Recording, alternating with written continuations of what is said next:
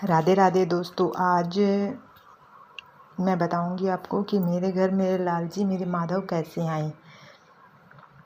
उनका आगमन मेरे घर में बहुत ही अद्भुत था और उनके साथ मैं आज बहुत खुश हूँ, बहुत हैप्पी हूँ।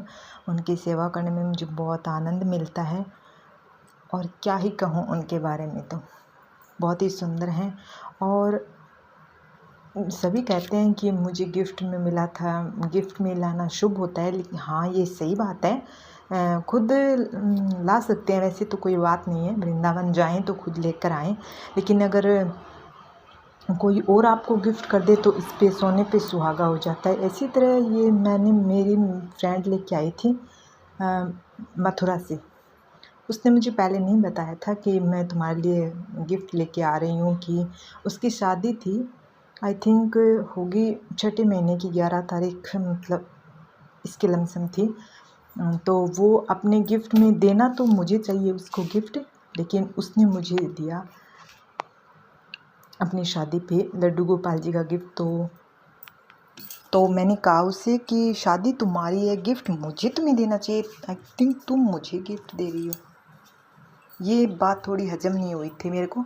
तो वो बोली कि ठीक है, मैं तेरी और मेरी दोस्ती को है ना यादगार बनाना चाहती हूँ, इसलिए मैं तुम्हें लड्डू गोपाल दे रही हूँ और जब भी तो इसकी सेवा करेगी मुझे याद करेगी। मैं कि हाँ ये बात तो ठीक है।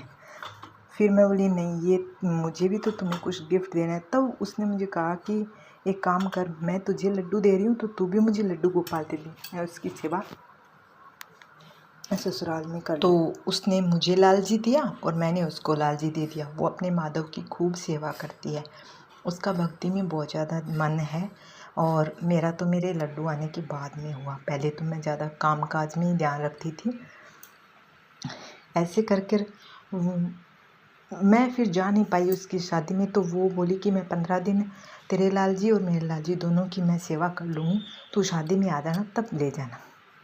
अब भैया 15 दिन तो बहुत हो गई, ऐसे लालजी के बिना कैसे रहें। तो मैंने बोला कि तू मेरे को रोज़ फ़ोटो भेज दिया कर, वीडियो कॉल पर भी मैं देख लेती थी लालजी को। बाकी सारे काम हो गए, अब कन्फ्यूजिंग रह गई एक। अब मैं मेरे लालजी को किस रूप में पूजा करूं, किस रूप में मानूं मैं उनको। मैं सबसे पूछती, बहुत दिक्कत हो गई है। मैं सबसे पूछती, कोई कहता है गुरु बना लो, कोई कहता कि दोस्त बना लो, कोई कहता है कि गुरु बना लो, कोई कहता है पिता बना लो, कोई कहता है माँ बना लो। मैं तो कन्फ्यूजन हो गई। कोई कहता है बेटा बना लो, बेटा कैसे बनाऊँ, ऑलरेडी मेरे 2 बेटे हैं। तो फिर मैंने कुछ टाइम के लिए सोचा, फिर मैंने कहा लालजी आप ही मुझे बताओगे कि आप मेरे क्या बनना पसंद करोगे। तो मैंने ये कहकर उनकी बात उनको छोड़ दी। जब भी वो मेरे को वीडियो भेजती या वीडियो कॉल पर बात कराती तो मैं सिर्फ लालजी से यही कहती कि जब तक आप मुझे ये नहीं कहोगे ना कि मैं ये बन के पसंद तुम्हारे पास आऊँगा, तब तक मैं तुम्हें कैसे लेके आऊँगी। फिर चलती रही कहानी। मैं रोज़ बातें करती थी उनसे वीडियो कॉल पर, फ़ोटो जब वो वीडियो भेजती तब फ़ोटो से बातें करनिया करती थी। हमारे खेत का काम चल रहा था। तो फिर एक दिन मेरे हस्बैंड को स्वप्न आया।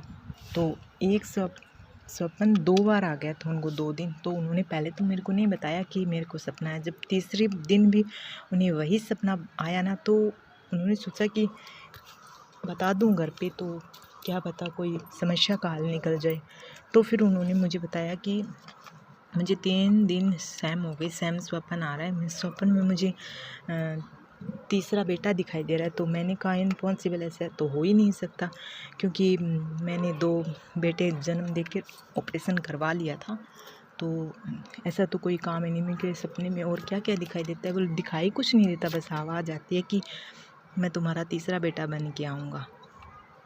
तो फिर यकीन मानिए दोस्तों, मैंने अपने हस्बैंड से नहीं कहा था कि मैं लड्डू गोपाल ला रही हूँ, मेरी फ्रेंड है वो मेरे को दे रही है। सिर्फ मैंने अपनी सास को बताया था कि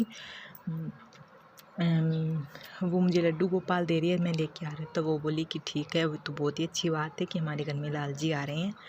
और मैंने अपने हस्बैंड को नहीं बताया था और घर में किसी को नहीं बताया था। मैंने अपने पीहर में भी नहीं किसी को बताया था।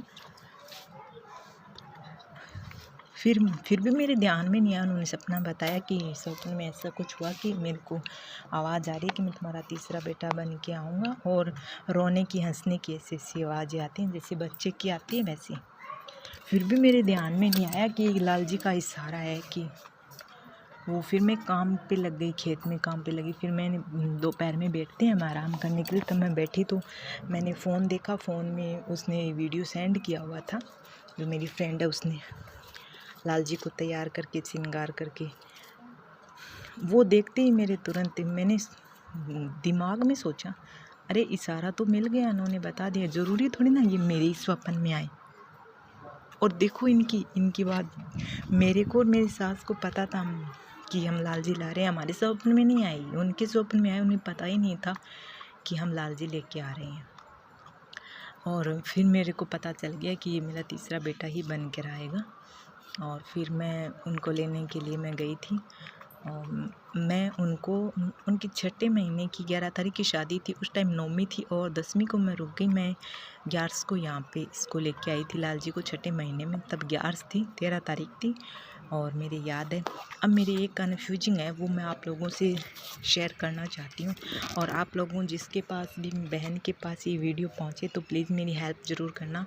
मैं इन बर्थडे कब मनाऊँ, या तो मैं जन्माष्टमी को मनाऊँ जो अभी आ रही है, आई थिंक शायद 16 तारीख को है।